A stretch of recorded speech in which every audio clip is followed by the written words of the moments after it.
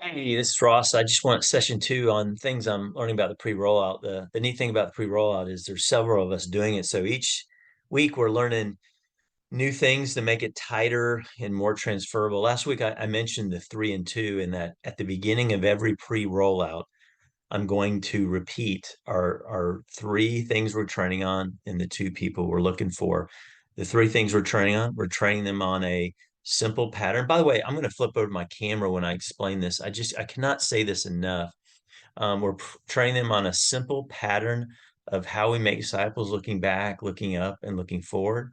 That's the first thing we're training them on. The second thing we're training them on is we're training them on this simple 4-1-1 tool, 4 questions, 1 sheet of paper, 1 session, this new teaching of why, who, what, when. And then the third thing we're training them on is how to share the gospel. And while we're doing this, we're looking for 2 types of people to emerge.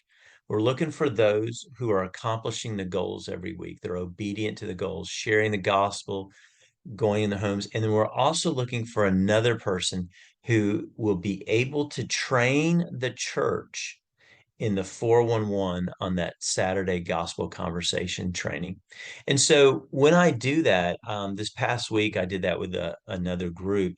And what I did is I want them to repeat that to their buddy, which we talked about in the last session, what we're learning about the pre-roll. But what I'm doing to make it a little bit tighter is I'm putting it together with care. So I go back and forth. I say, hey, we're looking for 3 types of people, or training in 3 things, and training and looking for 2 types of people.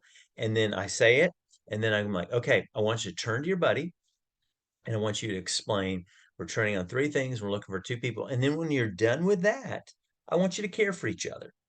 And so we package, so you're not break coming out and then going back in. You just go, hey, we're going to package this with care. And so as after the person comes up and does the 3/3, it's up on the board. We're training on 3 things, and we're looking for 2 types of people. You explain those things, and then you have them go back and forth and explain that to their buddy because they've buddied up already at the beginning. And then when you're done with that, we're going to just jump right into care. Hey, how's your week? And so forth.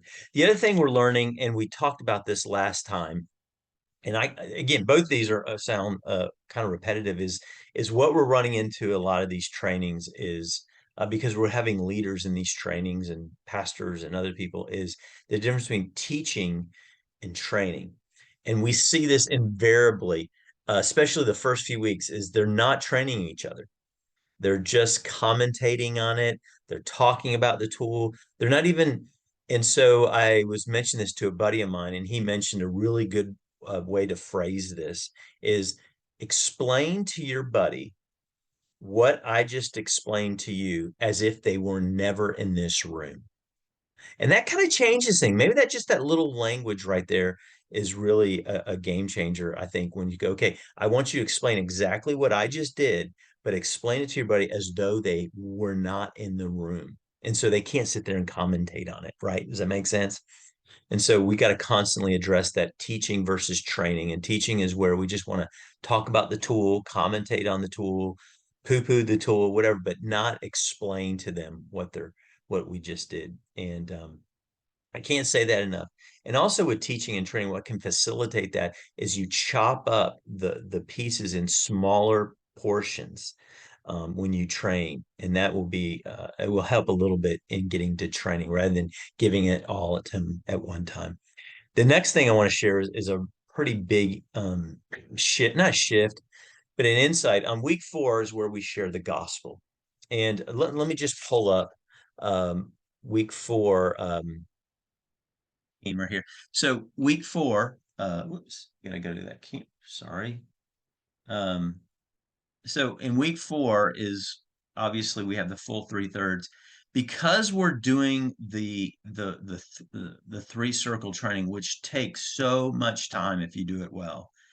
On that week, just on week 4, I skip worship and vision.